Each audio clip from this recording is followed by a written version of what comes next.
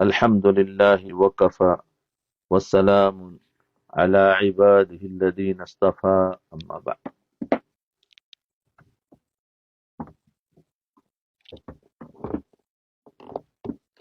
سورۃ الکہف کی تفسیر چل رہی تھی. یہ دو آدمیوں کا قصہ تھا کہ اس میں سے ایک مالدار تھا اور ایک غریب تھا. لیکن غریب جو تھا وہ نیک آدمی تھا، مالدار جو تھا دنیا دار تھا. تو وہ اپنے مال کو دیکھ کر کہنے لگا مجھے تو موت نہیں آئے گی، میرا مال تو چلے گا، میں اس میں کامیاب ہو جاؤں گا. تو اس غریب مسکین نے کہا کہ بھائی تو کم سے کم انشاءاللہ تو کہا کر. ہاں، اس پر بات چلی تھی. تو انشاءاللہ کہنے کی فضیلت کیا، جب بھی کام کرے تو انشاءاللہ کہو، کیونکہ اللہ نے چاہا تو ہوگا. اور اپنے مال کو یا کسی کے مال کو دیکھو تو ماشاءاللہ کہا کرو. آگے تھی دنیا کی بے ثباتی کی مثال. اعوذ باللہ من الشیطان الرجیم، بسم اللہ الرحمن الرحیم. وَاضْرِبْ لَهُمْ مَثَلُ الْحَيَاةِ الدُّنْيَا كَمَاءٍ أَنزَلْنَاهُ مِنَ السَّمَاءِ فَاخْتَلَطَ بِهِ نَبَاتُ الْأَرْضِ فَأَصْبَحَ حَشِيمًا تَذْرُوهُ الرِّيَاحُ وَكَانَ اللَّهُ عَلَى كُلِّ شَيْءٍ مُقْتَدِرًا. اللہ رب العزت نے مثال دیکھ کر دنیا اور آخرت کو سمجھایا ہے. فرمایا ان لوگوں کے سامنے دنیا کی مثال پیش کرو کہ دنیا کی مثال بالکل ایسی ہے جیسے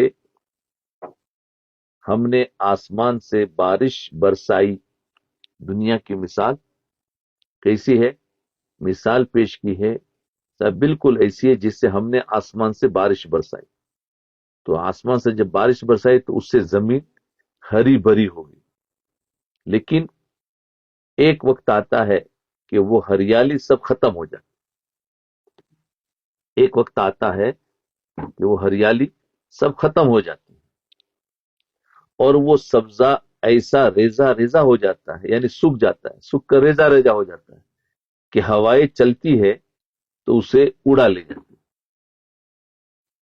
مثال سے سمجھا رہے ہیں کہ بارش کا پانی برستا ہے، زمین ہری بھری ہو جاتی ہے، پھر ایک زمانے کے بعد یہی زمین دھوپ بہت سخت ہوتی ہے، بارش بند ہو جاتی ہے، گھاس سوکھ جاتی ہے، گھاس کے ریزے ریزے ہو جاتے ہیں، پھر ہوا اس گھاس کو اڑا کر لے جاتی ہے. یہ مثال. اللہ نے آپ کو مال بھی دیا ہے، اللہ نے دولت بھی دی ہے، یہ دنیاوی زندگی کی رونق ہے، اس نے ختم ہو جانا ہے. ہاں، یہ سب ختم ہو جائے. تو یہ مثال دے کر سمجھا رہے ہیں کہ تمہارے پاس اللہ نے مال بھی دیا ہے، سمجھے نا، صحت دی ہے، جوانی دی ہے، اولاد دی ہے، مکانات دیے ہیں، طرح طرح کی نعمت اللہ نے دی ہے. ایک گویا ایک وہ زمین جیسے ہری بھری ہوئی ہے نا، ایسے ہم بھی ہرے بھرے ہو گئے، یعنی ساری نعمت اللہ نے دی.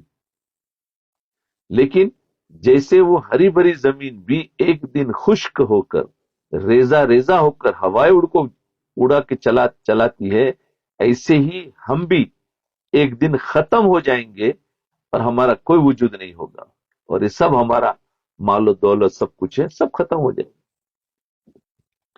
تو فرمایا باقی کیا رہے گا؟ اس ہری بھری گھاس پر اگر کوئی فخر کرے تو بیکار ہے. اس طریقے سے دنیا کی جو اللہ تعالیٰ نے نعمت دی ہے اس پر ہم فخر کریں تو یہ سب بیکار ہے. تو باقی کیا رہے گا؟ فرمایا والباقیات الصالحات خیر عند ربک ثوابا وخیر عملا. فرمایا اولاد بھی چلی جائے گی، دولت بھی چلی جائے گی، لیکن جو نیک عمل اللہ کے پاس بھیجا ہے وہ عمل باقی رہ جائے گا. بھائی بند کرو بات، درس چل رہا تھا. جو عمل اللہ کے پاس بھیجا ہے وہ عمل باقی رہے گا. اس لیے اولاد سے محبت کرنی چاہیے. مال سے محبت کرنا کوئی جرم نہیں، لیکن مال کا غلط استعمال کرنا جرم ہے. یہ سب ختم ہونے والی چیز. تو فرمایا کیا؟ وَوُزِعَ الْكِتَابُ فَتَرَى الْمُجْرِمِينَ مُشْفِقِينَ مِمَّا فِيهِ. فرمایا جب قیامت کی دن اعمال نامے کھولے جائیں گے تو مجرم اپنے اعمال نامے کو دیکھ کر ڈر جائے گا. تو مجرم کیا ہوگا؟ تو یہ اوپر کی بات سمجھ میں آ گئی کہ ہمارے اپنے دنیا کی نعمتوں پر فخر نہ کرے. یہ سب ختم ہونے والی چیز ہے. باقی رہنے والی چیز ہمارے اعمال ہے. اچھے اعمال کیے گے تو وہ بھی باقی رہیں گے، اور برے اعمال کیے ہیں وہ بھی باقی رہیں گے. اعمال اس کا بدلہ آخرت میں ملے گا. تو اب بدلہ بتا رہے. فرمایا جب قیامت کے دن اعمال نامے کھولے جائیں گے، امیگریشن ہوگا، ہماری باکسز کھولے جائیں گے، سامان کھولا جائے گا، تو مجرم اپنے اعمال نامے کو دیکھ کر ڈر جائے گا. مجرم کیوں کہ وہاں پر تو ہر عمل باقی رہے گا. تو اپنے اعمال نامہ کو دیکھ کر ڈر جائے گا اور کہے گا یا ویلتا یا ویلتنا ما لهذا الكتاب لا يغادر صغیرة ولا کبیرة الا احصاها. ہائے میری بربادی، میرے نام اعمال میں تو ہر قسم کا عمل لکھ دیا گیا ہے. وَوَجَدُوا مَا عَمِلُوا حَاضِرًا وَلَا يَظْلِمُ رَبُّكَ أَحَدًا. یعنی جتنے اعمال انہوں نے کیے ہوں گے وہ سارے اعمال اپنے سامنے رکھے ہوئے پائیں گے، اور اللہ کسی پر ذرہ برابر بھی ظلم نہیں کرے گا.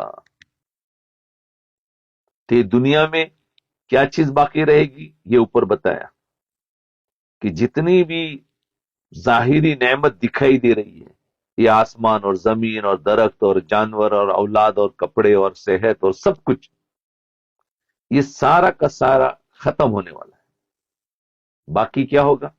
ہمارے اندر جو اعمال ہم نے کیے ہیں، ہاتھوں سے جو کام کیا ہے، آنکھوں سے جو کام کیا ہے، زبان سے جو باتیں بولی ہے، کانوں سے جو باتیں سنی ہیں، وہ آخرت میں باقی رہے گا.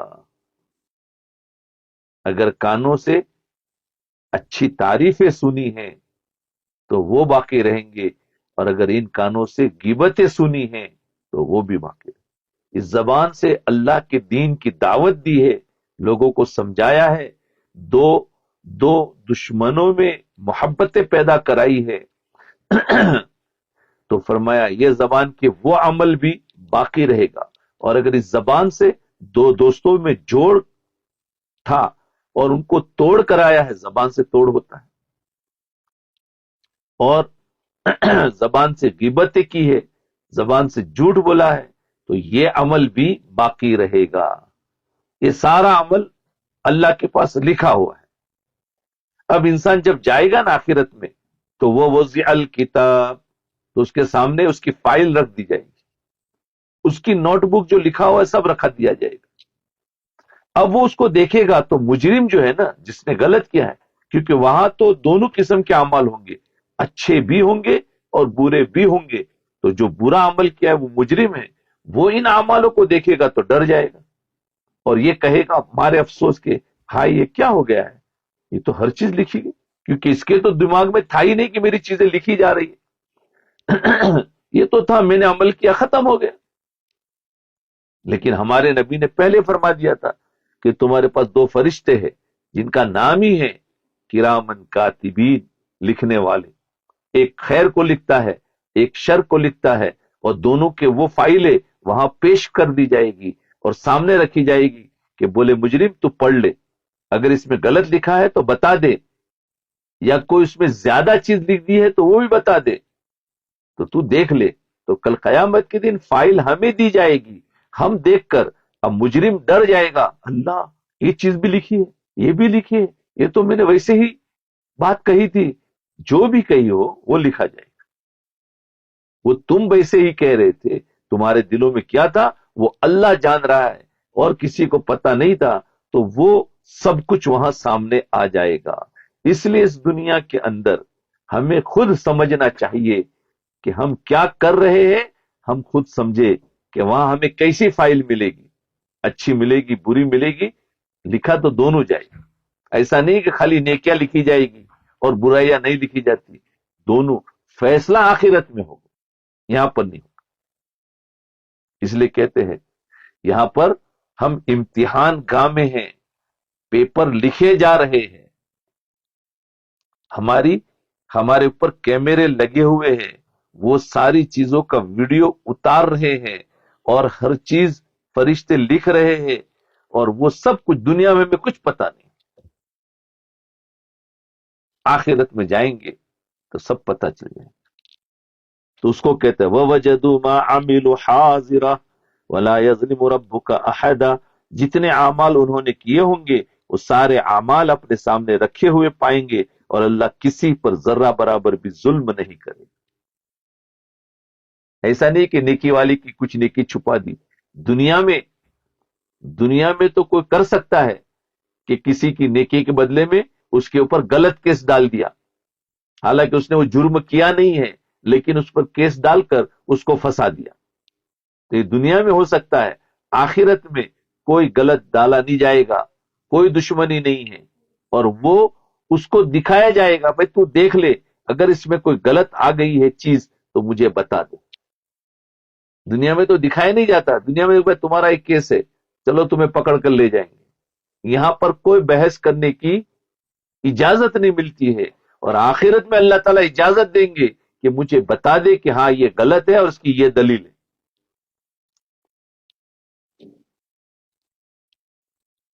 حدیث پاک میں ہے کہ قیامت کے دن میں بھی بعض لوگ ایسے جھگڑالو ہوں گے، یا تو جھگڑے کرتے ہی ہیں، قیامت کے دن بھی ہوں گے ایسے کہ اللہ رب العزت اب انہیں فرمائیں گے تم نے کیا کیا؟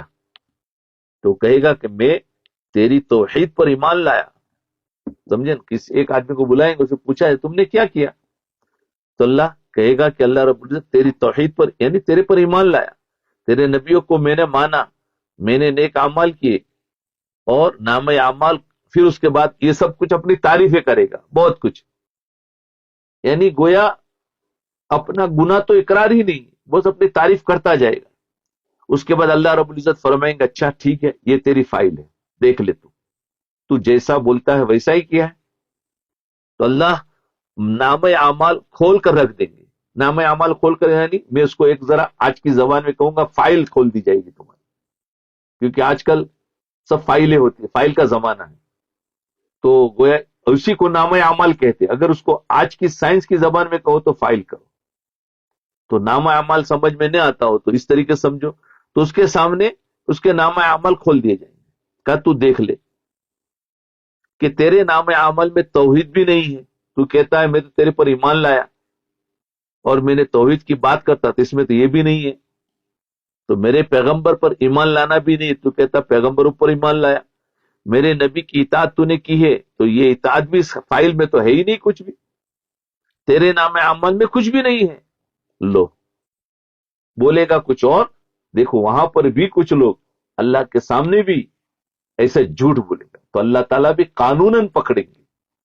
حالانکہ اللہ تو قادر ہے، لیکن اللہ تعالیٰ بھی قانون، جیسے آج دنیا میں بھی کوئی بھی بندہ سرکار کے اور اس کے سامنے چلا جائے تو وہ کہے گا کہ بھائی میں نے تو کچھ نہیں کیا، تو فوراً اس کے سامنے فائل رکھ دی جائے گی، یا جو کیمرے میں جو پکڑا گیا وہ رکھ دیا جائے گا.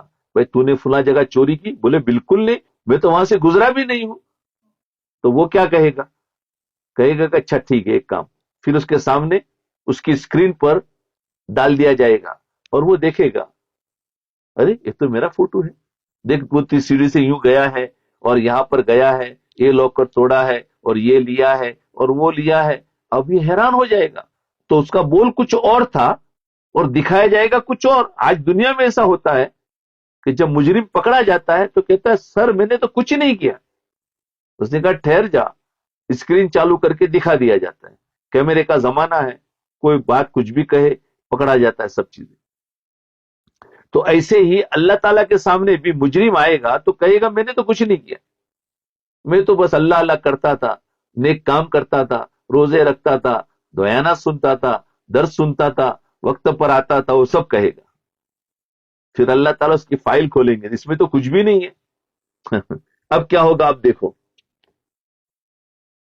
वो कहेगा नाम अमल का मुझे नहीं पता, वो कहेगा इसका मुझे पता नहीं, मैंने कभी नहीं देखा, लेकिन जो बात मैं कहता हूं वो बिल्कुल सच्ची है। देखो ऐसा ऐसा हुज्जतबाज होगा कि ये जो लिखा है ये मैं इसको नहीं मानता, छोड़ो छोड़ो इसको, मैंने जो कही ना वो बात बिल्कुल पक्की है। अच्छा, तो अल्लाह ताला कानून से पकड़ रहे हैं, देखो। तो अल्लाह रब्बुल इज्जत फरमाएंगे फरिश्तों तुम गवाही दो, क्योंकि फरिश्तों ने लिखा है ना, लिखने वाले तो फरिश्ते हैं, अल्लाह को तो सब पता है। लेकिन अल्लाह देखो कानून, अब जैसे एक मुजरिम आ, एक अफसर के सामने चला गया और उसने कहा कि तुमने कुछ किया है, तो उसने कहा मैंने कुछ नहीं किया। तो कहा है तुम्हारे नाम अमल तो ये बता रहे हैं दुनिया के अंदर कि तुम्हारा ये करतूत बता रहा है, ये केस बता रहा है, तो फिर ये इनकार करेगा। तो फिर वो जो जिसने आकर शिकायत लगाई है उसको बोला जाएगा भाई बता, दलील दे। तो ये एक दुनिया में कानून चलते, तो आखिरत में भी ऐसा होगा।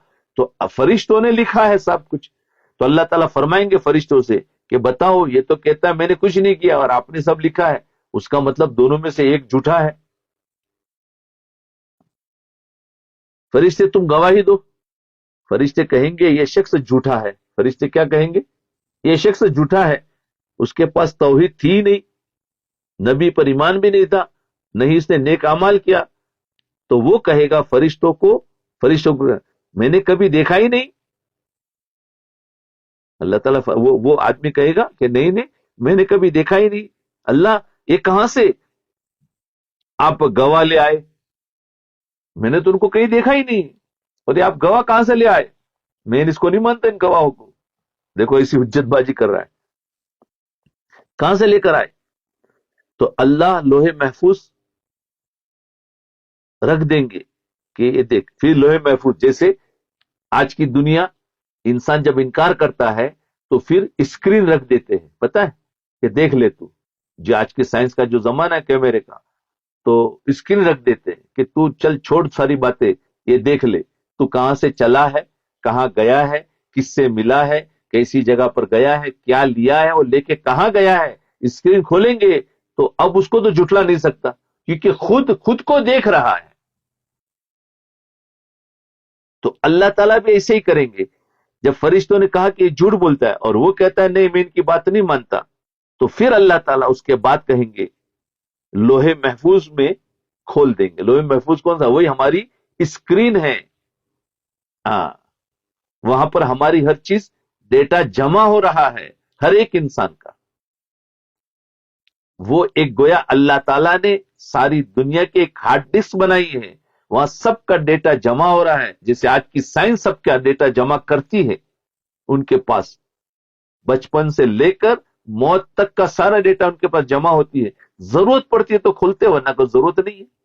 लेकिन कल कयामत के दिन आखिरत में भी अल्लाह ताला के पास सब चीजें लोहे महफूज, वो हार्ड डिस्क की तरह समझो कि वहां पर सब महफूज है।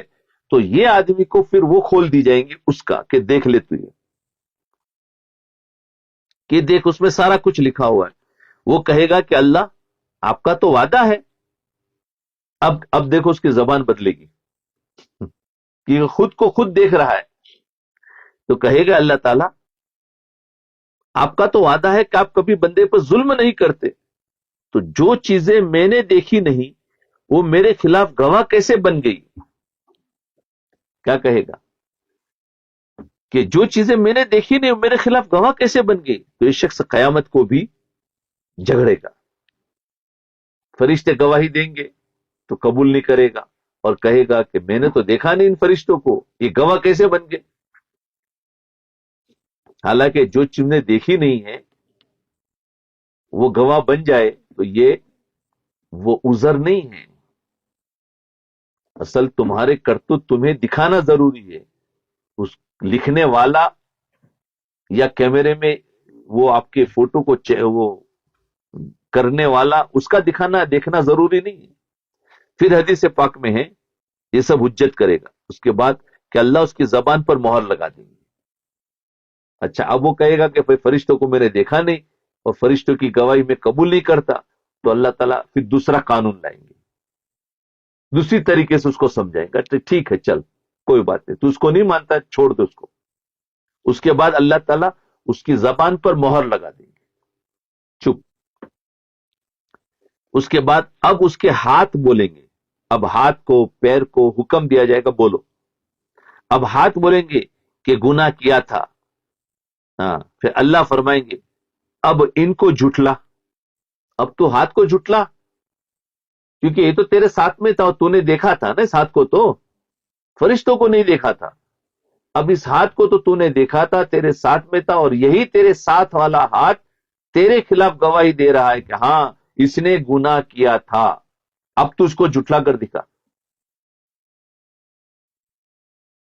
ہاں فرمائیں گے کہ اب ان کو جھٹلا، انسان کے جسم کے اعضا بولیں گے، سمجھے، آنکھیں بولے گی، پیر بولیں گے اللہ اس نے ہم سے گناہ کیا تھا، آنکھوں سے گناہ ہوا ہوگا آنکھیں بولے گی، پیروں سے گناہ ہوا ہوگا پیر بولیں گے، تو جس اعضا سے گناہ ہوا ہے وہ اعضا بولیں گے، اللہ فرمائیں گے اب اس کو جھٹلا، لیکن یہ شخص ان گواہوں کو جھٹلا نہیں سکے گا، یہ ایسی دلیل لائے ہیں کہ اس کے بعد وہ جھٹلا ہی نہیں سکتا۔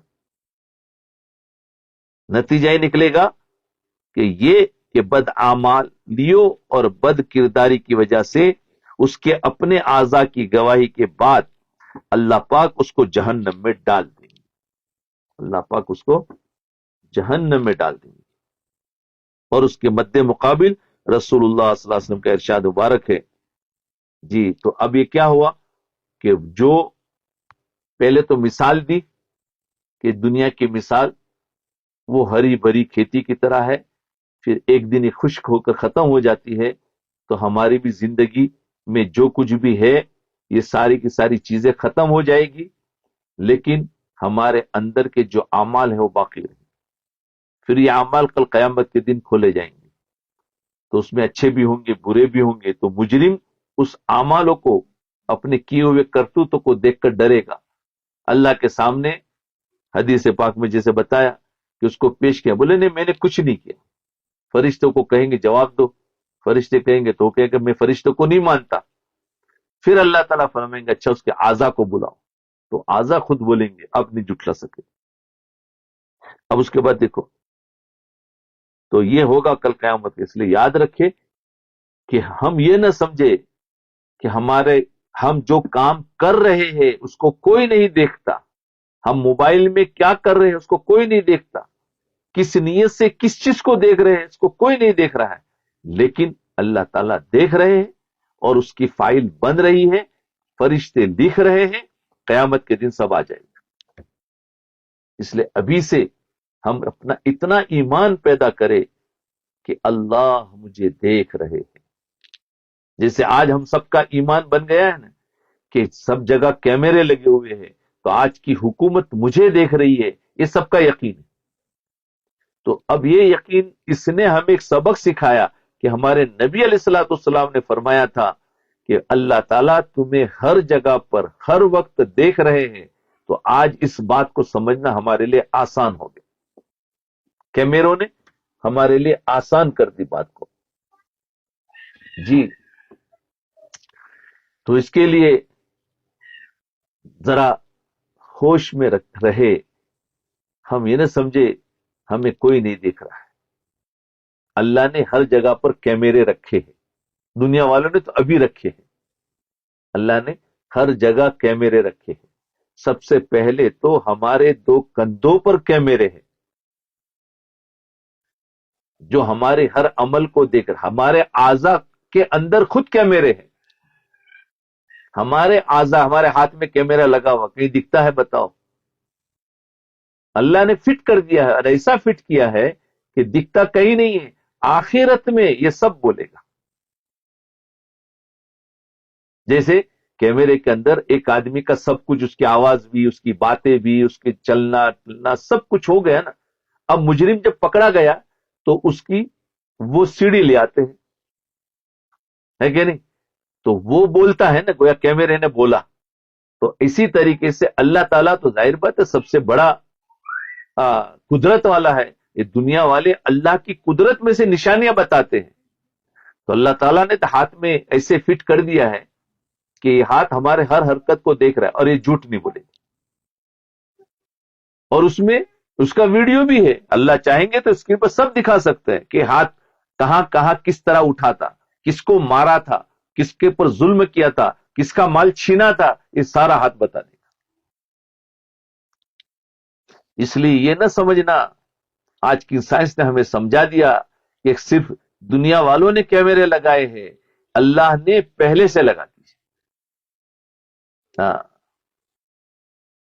ہمارے ہاتھ اور پیر میں, اور خالی نہیں ہے بلکہ وہ ہماری ہر بات کو ریکارڈ کر رہے ہیں.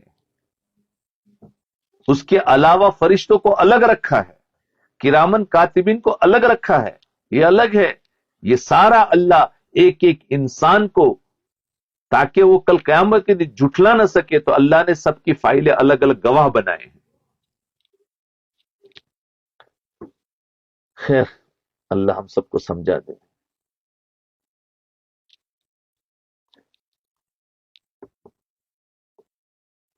اذا تاب العبد اتى اللہ, یہ حدیث ہے. اب جب بندہ, ایک حدیث پاک ہے, جب بندہ اپنے گناہوں سے توبہ کرتا ہے تو اللہ تعالیٰ فرشتوں کو اس کے گناہ بھلا دیتے. اب یہ جو گناہ انسان کر دیا ہے, اگر اس کو اپنے فائل میں سے, اپنے نام اعمال میں سے مٹانا ہے, دنیا والوں کو اگر حکومت کے پاس جو ہمارا ریکارڈ ہے خراب, اس کو اگر مٹانا ہے تو وہ آگ لگوا دیتے ہیں. بھائی سب جل گیا, سب اپنا ریکارڈ بھی جل گیا, یا کچھ کرتے رہتے, یا رشوت دے کر اپنی فائل گم کرا دیتے ہیں. لیکن اللہ تعالیٰ کے پاس تو کوئی ایسی چیز ہے ہی نہیں کہ تم اس فائل کو تم گم کرا سکو, اس میں سے کچھ مٹا سکو, اس میں سے اچھی ڈال سکو, کچھ بھی نہیں کر سکتے. وہ تو ایسا پروف والا ہے اور کہ اس میں سے کچھ لکھ ہو ہی نہیں سکتا. لیکن اللہ تعالیٰ نے ہمارے لیے ایک راستہ رکھا ہے کہ اگر تم چاہتے ہو, تم سے برے اعمال ہو گئے لیکن اب پچھتاوا ہوا, اب تم سوچیں گے ہائے اب میرا کیا ہوگا, کل قیامت کے دن میں پکڑا جاؤں گا, میری فائل آئے گی. نہیں, اللہ نے ایک ونڈو رکھی ہے کہ اگر تمہیں اس فائل میں سے کچھ مٹانا ہے تو اللہ نے ایک راستہ بنایا ہے, ایک ڈور رکھا ہے. فرمایا اس ڈور سے تم اپنی فائل میں سے وہ جو چیزیں نکالنا چاہو تو نکال سکتے. اس کو کہتے ہیں توبہ. یہ توبہ کا ڈور ہے. یہ توبہ کیا ہے؟ ہماری جو خراب فائل وہاں اللہ کے پاس موجود ہے, اس میں سے تمہیں کچھ مٹانا ہے یا سب کا سب مٹانا ہے, تو بہت آسان ہے, تو توبہ کر لو بس. تو یہ میں آپ کو سمجھایا آج کی سائنس کے حساب سے. تو اللہ, تو یاد رکھو فرشتوں کو اس کے گناہ بھلا دیتے ہیں. جب انسان توبہ کرتا ہے تو لکھا ہوا بھی مٹ جاتا ہے. اتنا نہیں بلکہ جن فرشتوں نے لکھا ہے ان کی یاد میں سے وہ بھلا دیا جاتا ہے. اللہ مٹاتے ہیں تو ایسا مٹاتے ہیں, ہاں, تو کوئی گواہی نہیں ہو سکتا. پھر جسم کے گناہ کو بھلا دیتے ہیں, یہاں تک کہ ہمارے جسم سے بھی, اعضا سے بھی اس گناہ کو بھلا دیتے ہیں. اور پھر جس زمین پر, کیوں قیامت کے دن اعضا بھی گواہی دیں گے, فرشتے بھی گواہی دیں گے, اور جس زمین پر اس نے گناہ کیے ہیں وہ زمین کے ٹکڑے بھی گواہی دیں گے. تو اب سب گواہ ہے. تو جب انسان توبہ کرتا ہے تو حدیث پاک میں آیا ہے کہ اللہ تعالیٰ نام اعمال میں سے مٹاتے ہیں, فرشتوں کی یاد میں سے مٹاتے ہیں, اس کے اعضا کی یاد میں سے مٹا دیتے ہیں, اس زمین سے بھی مٹا دیتے ہیں, بھلا دیتے ہیں. قیامت کے دن یہ بندہ اس حال میں خدا کے پاس جائے گا کہ کوئی اس کے خلاف گواہی دینے والا نہیں ہوگا, کوئی اس کے خلاف گواہی دینے والا نہیں ہوگا. سبحان اللہ. یاد رکھو اللہ ساری گواہی ختم کر دیں گے. دیکھو توبہ ایسی ہے, لیکن ہماری توبہ پر بھی توبہ کی ضرورت ہے. ہم توبہ کیسی کرتے ہیں؟ آج توبہ اور پھر کل ویسے کہ ویسے. ایک توبہ ہماری رسمی ہو گئی. بھائی حدیث میں آتا ہے توبہ کرو, استغفار کثرت سے کرو, تو ہم بھی استغفار کا ذخیرہ کر لیتے ہیں, لیکن ہمارے گناہ تو مٹ نہیں رہے. ہم بھی توبہ توبہ توبہ توبہ کر لیتے، اللہ ہم نہیں کریں گے نہیں کریں گے، وہ سب زبان سے ہے، دل سے نہیں ہے۔ تو فرمایا توبہ کے شرائط ہوتے ہیں، آئیں گے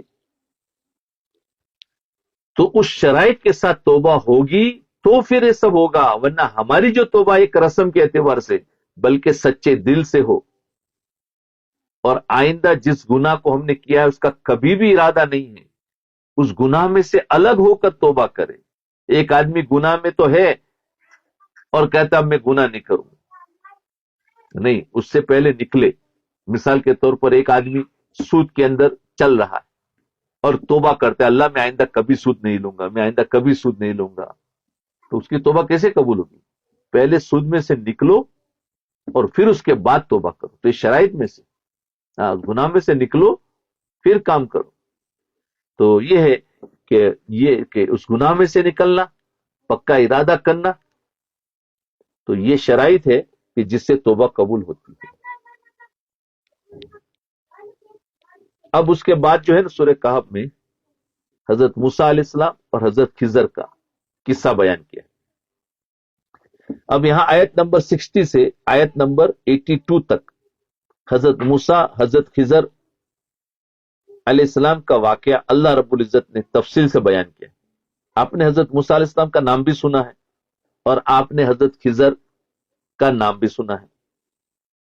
حضرت خضر کے بارے میں آپ نے بہت ساری بیجا باتیں بھی سنی ہے نا؟ ہاں، میں نے ان کا بھی تذکرہ کروں گا، اس کا بھی تذکرہ کروں گا، بلکہ آپ کو حیرانی ہوگی کہ بسا اوقات لوگ مصافحہ کرتے وقت انگوٹھا دباتے ہیں۔ مصافحہ کرتے وقت بہت سے لوگ، میرا بھی کئی مرتبہ کئی لوگ انگوٹھا دباتے ہیں، میں نے بھی دیکھا مصافحہ کرتے وقت انگوٹھا دباتے۔ ہم پوچھتے ہیں ان سے بھائی کیوں دبایا؟ کہتے ہیں چیک کرتے ہیں کہ خضر تو نہیں ہے چیک کرتے ہیں کہ خضر تو نہیں ہے۔ اب دیکھا،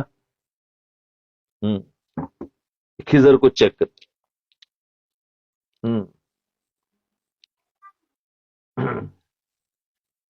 تو فرمایا میں نے کہا انگوٹھے سے خضر تھوڑی بنتے ہیں، پھر تو جن کے انگوٹھے کٹے ہوئے ہوں گے، اندر سے ان کی ہڈی نہیں ہوگی، کٹا ہوا ہے، خالی اوپر سے چمڑی ہے، تو وہ سارے خضر بن جائیں گے۔ پھر یہ بالکل غلط مشہور کر رکھا ہے، خضر علیہ السلام کا انگوٹھا نہیں ہوگا یا انگوٹھے کی ہڈی نہیں ہوگی۔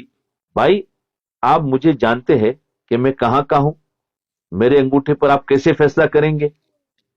سمجھے نا، میں آپ کو جانتا ہوں کہ آپ کون ہیں۔ بھائی ہم آپ کے ایک دوسرے کو جانتے ہیں اور پھر آپ انگوٹھے میں دیکھا اور کہتے خضر ہو گیا۔ بھائی آپ تو جانتے میں یہاں کا رہنے والوں، تو خضر کیسے ہو گیا؟ خضر تو وہ ہوتا ہے جس کو کوئی جانتا نہ ہو، کیونکہ وہ تو ایک الگ ہے نا، کہ جو لوگوں سے دور ہے اور وہ کبھی آ جاتے ہیں اور پھر تم نے ملاقات کر لی تو اور بات ہے، لیکن یہاں تو تم جس کا انگوٹھا دیکھ رہے ہو اگر اس کی ہڈی نہیں ہے تو اس کو تو تم جانتے ہو کہ ہمارے سامنے پیدا ہوا ہے، ہمارے ساتھ میں کھیلا ہوا، تو خضر کیسے ہو گیا؟ خضر ہوگا تو غائب ہوگا، یہ کہنا چاہتے ہیں۔ بھائی آپ نے مجھے جانتے ہیں کہ میں کہاں کا ہوں، میرے انگوٹھے پر آپ کے کیسے فیصلہ کرتے؟ میں آپ کو جانتا ہوں، انگوٹھے پر فیصلہ کیسے ہوگا؟ ہماری قوم بھی عجیب ہے، اللہ ہمیں بات سمجھنے کی توفیق عطا فرمائے۔ پورے واقعہ کا پہلے خلاصہ سن لیں، پھر میں آپ کی خدمت میں قرآن کریم کی آیت پیش کرتا ہوں۔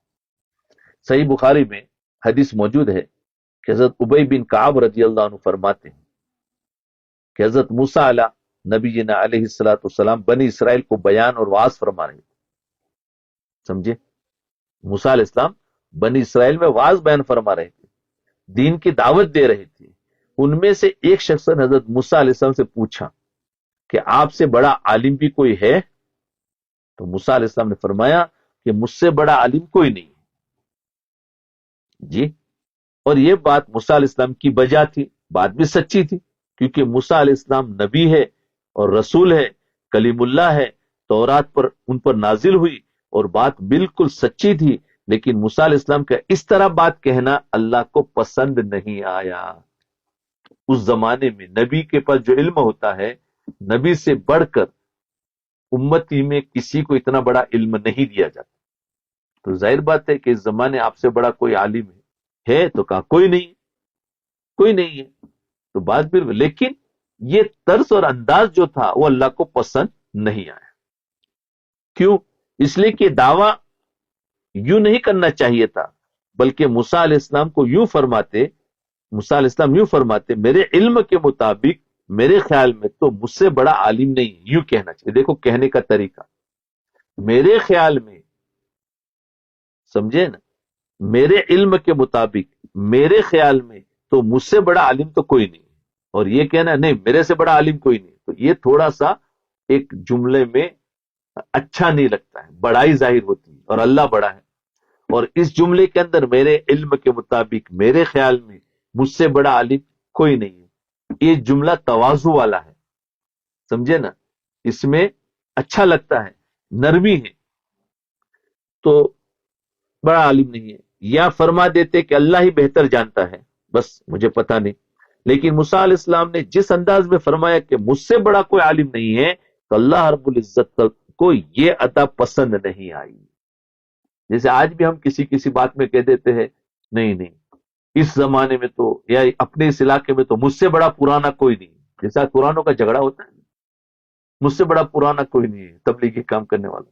بھائی ایسا مت کہو کہ ہاں میرا وقت تو لگا ہے، پتہ نہیں میرے سے بھی زیادہ کوئی کسی کا وقت لگا ہوگا، مجھے پتہ نہیں. ہاں کہتے میرے سے بڑا کوئی عالم نہیں ہے، میرے سے بڑا مفسر کوئی نہیں ہے، یہ نہ کہا جائے. کوئی اگر پوچھے تو بولے نہیں نہیں میں تو سب سے چھوٹا ہوں، میرے سے بڑے بڑے لوگ ہیں، تو اس میں تواضع ہوتی ہے. خیر یہ تو نبی تھے، نبی کو تو حق تھا، لیکن نبی کا پر بھی اگر یہ جملے پسند نہیں آئے تو ہم اگر یہ جملے بولیں گے تو کیسے پسند ہوں گے اللہ کو. تو اس ادا پر حضرت موسیٰ علیہ السلام کو عملاً تربیت کا فیصلہ فرمایا کہ اب ان کی تربیت کرنی ہے. انسان جتنا بڑا ہوتا ہے اس کی تربیت بھی اتنی ہی سخت ہوتی ہے، یاد رکھو. دیکھو تربیت کرنا، ایک تو یہ ہے کہ ہم کسی سے اگر کوئی سی غلطی ہے اس کو نکال دینا اپنے دربار سے، نہیں. آج ہمارے چھوٹے ہم سے غلطی ان کی غلطی ہم دیکھ لیتے ہیں تو فرمایا تربیت کرو. انہوں نے اگر بول ذرا بڑائی کا بولا ہے تو جو بڑے ہوتے ہیں، ماں باپ ہو، استاد ہو یا پیر ہو، ہاں، یا کوئی اپنی دکان کا جو باس ہو، اور وہ اپنے ورکر میں اگر دیکھے کہ کوئی بول میں ذرا بڑائی پن ہے تو ان کو چاہیے کہ ان کی تربیت کرے کہ دیکھو بیٹا ایسا نہیں بولا کرتے. ماں باپ بھی ہو تو بچوں کو سمجھائے. ہاں تو یہ، لیکن آج کیا ہے، ڈانٹ دے، تو کون ہوتا ہے میرے کو ایسا جملہ بولنے والا، تو پھر ہم نے دوسری غلطی کی کہ ہم اس کے بڑے بن گئے. نہیں، ہمیں اس کی تربیت کرنا چاہیے، ان کو سمجھانا چاہیے. اس کو کہتے ہیں تربیت. آج تربیت کرنا آتی نہیں ہے تو ہم ڈانٹ کر دوسرے کو چپ کر دیتے اور دوسرے کو نیچا کر دیتے. اگر ہم نے اس کو کہا کہ تو کون ہوتا ہے بولنے والا، تو ہم نے اپنی بڑائی کی، تو ہمارے اوپر بھی تو کوئی بڑا ہے. تو اللہ کہیں گے اے میرے بندے تو کون بڑا ہوتا ہے ایسا بولنے والا، تو اللہ بھی تو پکڑ کرے گا ہماری. تو تو اب ان کی تربیت ہو رہی ہے. موسیٰ علیہ السلام اللہ کے محبوب بھی ہیں. جی، موسیٰ علیہ السلام اللہ کے محبوب بھی ہیں، اللہ کے لاڈلے بھی ہیں، اور کلیم اللہ بھی ہیں. موسیٰ علیہ السلام کے ناز والے پیغمبر بھی ہیں. ایک ہوتے ہیں نیاز والے اور ایک ہوتے ہیں ناز والے. دیکھو ایک ہوتا ہے ناز اور ایک ہوتا ہے نیاز، سمجھے؟ ذرا اس کو سمجھو. حضرت ابراہیم علیہ السلام مقام نیاز پر تھی. نیاز پر تھی. نیاز والا ہر بات کو قبول کرتا ہے، سمجھے، اور بولتا نہیں. نیاز والا ہر بات کو قبول کرتا ہے، بولتا نہیں ہے. اچھا ایسا کا ٹھیک ہے، ایسا ٹھیک ہے، ایسا ٹھیک ہے، قبول کر لیتا ہے، بولتا نہیں. اور مقام ناز والا ہر بات پر بول کے پوچھتا ہے. ناز والا کیوں ایسا، کیوں ایسا، کیوں ایسا، اس کا اعتراض نہیں ہوتا ہے، وہ ناز ہوتا ہے، ایک نخرے ہوتا ہے. ناز والا ہر بات پر بول کے پوچھتا ہے. تو ابراہیم علیہ السلام مقام میں نیاز پر تھے. میں نے ایک بات عرض کی تھی، شاید آپ کو یاد ہو، کہ حضور اکرم صلی اللہ علیہ وسلم جب معراج سے واپس تشریف آئے تو ابراہیم علیہ السلام اور موسیٰ علیہ السلام کو 50 نمازوں کے بارے میں بتایا تھا. یہ ہمارے معراج النبی صلی اللہ علیہ وسلم کے اندر یہ بات آئی تھی، تو فرمایا انہوں نے 50 نمازوں کے بارے میں بتایا تھا. تو ابراہیم علیہ السلام بھی راستے میں ملے، ابراہیم علیہ السلام بھی راستے میں ملے، لیکن آپ نے کچھ نہیں کہا، کوئی بات نہیں کی. اچھا ٹھیک ہے، بس کہ ناز والے تھے، نیاز والے تھے، کہا ٹھیک ہے جو دیا وہ ٹھیک ہے. لیکن موسیٰ علیہ السلام سے جب ملاقات ہوئی، وہی 50 نماز کا تذکرہ ابراہیم علیہ السلام کے سامنے بھی ہوا، لیکن جب موسیٰ علیہ السلام کے وہ کچھ نہیں بولے، موسیٰ علیہ السلام بول پڑے، ارے رے رے رے تم کیا لے کر آئے؟ بولے قوم 50 نماز نہیں پڑھے گی، اللہ سے کم کروا لو. دیکھو یہ ہے ناز. بولے نہیں نہیں نہیں 50 نہیں پڑھی. اور ابراہیم علیہ السلام اب ٹھیک، وہ ہر بات کو قبول کرتے ہیں اور ناز والے بول پڑتے ہیں. فرمایا کم کروا لو. یا موسیٰ علیہ السلام کیوں بولے؟ اس لیے کہ حضرت موسیٰ علیہ السلام مقام ناز پر تھے، تو ناز والے بولا کرتے ہیں اور ناز والے سوالات کیا کرتے ہیں، ایسا کیوں ایسا کیوں. تو ایسے ہی عوام کے اندر بھی کچھ ناز والے ہوتے ہیں، کچھ نیاز والے ہوتے ہیں. کچھ لوگ سوال کرتے ہیں اور کچھ لوگ اطاعت کرتے ہیں. کہا ٹھیک ہے، تو اطاعت کر رہے ہیں وہ بھی ٹھیک ہے، اور کچھ سوال کر رہے ہیں وہ بھی ٹھیک ہے. سوال کرنے والوں کی دل کی کیفیت کیا ہے وہ اللہ جانتا. عیب نکالنا نہ ہو، اپنی علمی صلاحیت بڑھانا نہ ہو، یا کسی کو گھٹانا نہ ہو، تو کوئی بات نہیں، سمجھنے کے لیے کر سکتے ہیں. اب سنو، آپ کسی شیخ سے مرید، کسی شیخ کے مریدوں کو دیکھ لے، کسی عالم کے عقیدت مندوں کو دیکھ لے، کسی باپ کے بیٹے کو دیکھ لے، ہر مرید ایک جیسا نہیں ہوگا. ایک باپ کے 5 بیٹے ایک جیسے نہیں ہوں گے. بعض مرید ہر بات پر جی جی جی جی ہاں جی ہاں جی ٹھیک ہے حضرت ٹھیک ہے حضرت کہتے رہتے اور بولتے نہیں. اور بعض مرید تھوڑے سے بے جھجک ہوتے ہیں، بے جھجک ہو کر بات کر لیتے ہیں. ہاں کہ اچھا اچھا حضرت یہ بات، یہ ایسا کیوں ہے اور یہ ایسا کیوں نہیں، تو بلا جھجک وہ بات کر لیتے ہیں، کچھ نہ کچھ تو بات کر لیتے ہیں. تو دونوں کے قسم کے مرید ہوتے ہیں. اسی طرح اور اس طرح کے دونوں قسم کے بیٹوں کے اندر بھی دونوں قسم کے ہوتے ہیں. اسی طرح اللہ تعالیٰ کے پیغمبر بھی دونوں قسم کے ہیں. اللہ تعالیٰ کے پیغمبر بھی دونوں قسم کے. اب موسیٰ علیہ السلام نے کہا کہ مجھ سے بڑا کوئی عالم نہیں.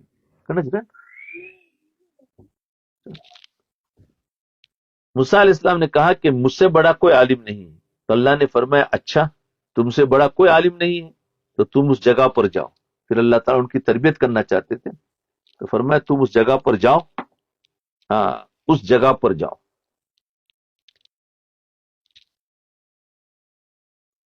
جو 2 سمندروں کے ملنے کی جگہ ہے. مجمع البحرین، 2 سمندروں کے ملنے کی جگہ ہے، وہاں جاؤ. مفسرین نے اس پر کئی اقوال ہیں کہ کون سی جگہ ہے مجمع البحرین، لیکن ہمیں اس سے کوئی غرض نہیں ہے کیونکہ الگ الگ جگہ ہے مجمع البحرین، سمجھے نا. تو الگ الگ ملکوں میں الگ الگ دریا ہے، تو اب اس سے ہمیں کوئی غرض نہیں، ہمیں تو جو اصل مقصد ہے اس کو سمجھنا ہے. فرمائے کہ اس جگہ پر جاؤ اور اس کی علامت یہ ہے، اس جگہ پر جانا ہے اور وہاں پر آپ کو ایک علامت دی جاتی ہے جہاں تمہیں وہ بندہ ملے گا. علامت اس کی یہ ہے کہ تمہارے پاس جو مچھلی موجود ہو یہ تمہارے پاس سے نکلے گی اور سرنگ بنا کر دریا میں داخل ہو جائے گی. وہاں ہول ہو جائے گا، ہول سرنگ، جی داخل ہو جائے گی. اس جگہ پر مچھلی جائے گی، جس جگہ پر مچھلی جائے گی وہاں تمہیں ہمارا ایک بندہ ملے گا اور وہ تم سے بھی بڑا عالم ہوگا.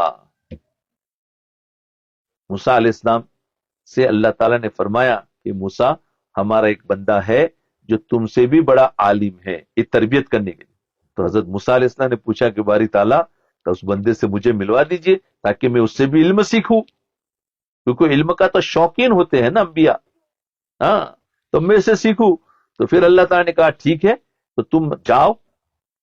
اپنے ساتھ میں ایک خادم لیا اور فرمائے ایک مچھلی پکا کر لے کے جاؤ، توشا، راستے میں کھانے کے لیے توشا پکا کر لے کے جاؤ.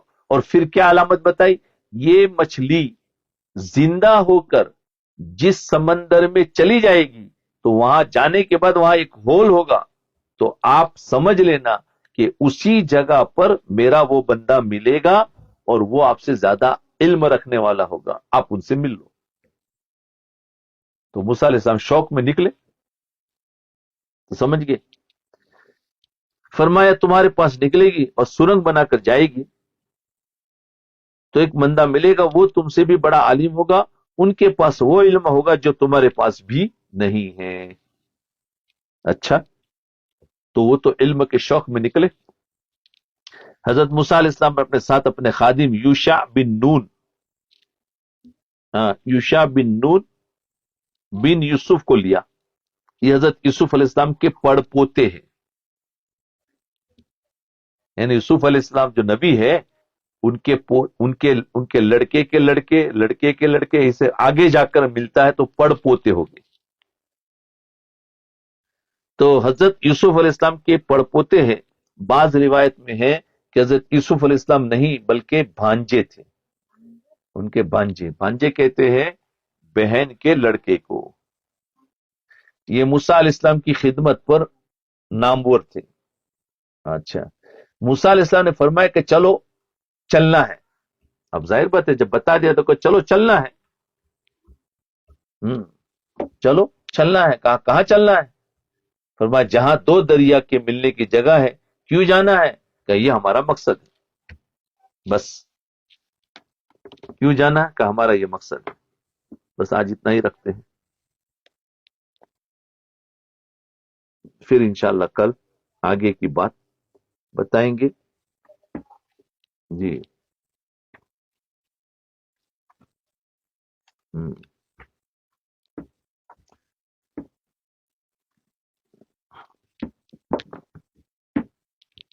تو انشاءاللہ کل اس کے بعد کی باتیں بتائیں گے. اتنا ذہن میں رکھیں، آج بہت اہم باتیں آئی ہیں، اس کا آپس میں مذاکرہ بھی کرے، گھر میں بھی کیا باتیں ہوئی تھی.